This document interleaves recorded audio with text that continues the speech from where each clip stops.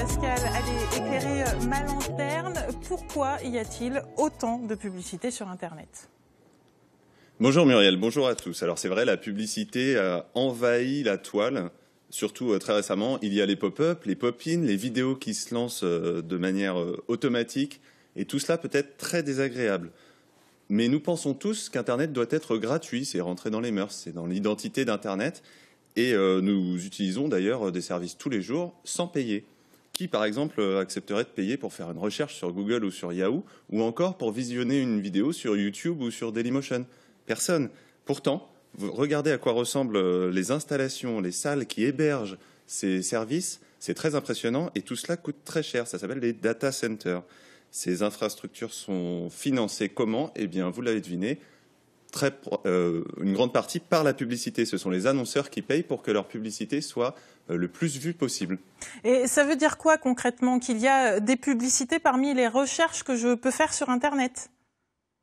Exactement. Très souvent, dans vos résultats de recherche, vous avez une partie des résultats qui sont de la publicité. Par exemple, si je recherche voiture d'occasion, regardez sur cette image, vous voyez qu'une grande partie des résultats entre guillemets, sont en fait des annonces. Elles sont identifiées par le petit cartouche jaune annonce. Je les ai encadrées en rouge ici sur l'image pour que vous les voyez bien. Et vous voyez qu'elles occupent une grande partie de la page. Les réels résultats à votre recherche sont seulement ceux qui sont en bas à gauche. En dehors de la zone rouge, en fait. Donc non sponsorisé. Et ça fait quand même beaucoup de publicité. Quand on voit cela, a-t-on une idée de ce qu'elle rapporte ? Alors ça rapporte en fait des milliards d'euros, ou plutôt des milliards de dollars, parce que beaucoup de ces entreprises sont américaines. Le plus célèbre moteur de recherche a bâti un véritable empire grâce à la publicité. C'est plus de 80% de ses revenus. Et puis, en fait, dans son système, les annonceurs choisissent des mots-clés sur lesquels ils souhaitent faire apparaître leur publicité, et ils payent à chaque fois que vous cliquez.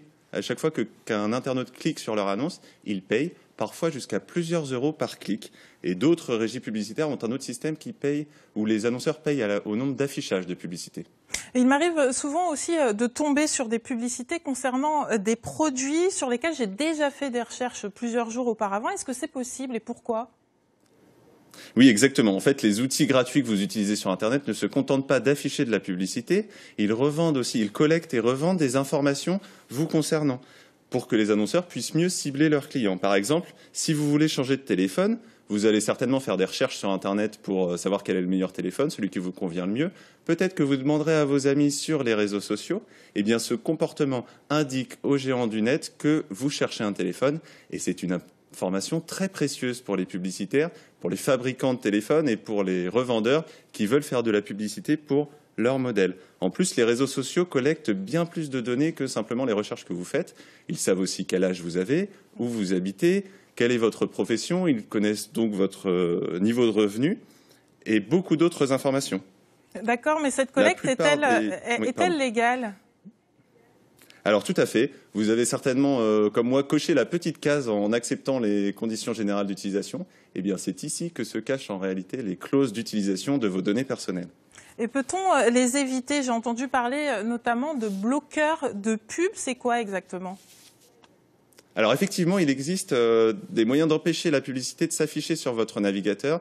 Alors je vous le rappelle, le navigateur, c'est l'utilitaire que vous utilisez pour aller sur Internet, pour naviguer sur Internet. Les plus connus sont Internet Explorer, Chrome, Firefox. Il y a des bloqueurs de publicité, mais attention à ne pas trop en abuser parce que ça empêche la pub de s'afficher et donc ça empêche les annonceurs de verser de l'argent aux blogueurs qui en ont besoin ou aux sites Internet qui vivent principalement de la publicité. Donc essayez de mettre sur liste blanche les sites que vous voulez soutenir. C'est une belle manière de leur donner un petit coup de pouce. Très bien, merci beaucoup pour toutes ces explications Pascal et bonne fin de journée à vous. Je tenterai de ne pas bloquer trop de pubs.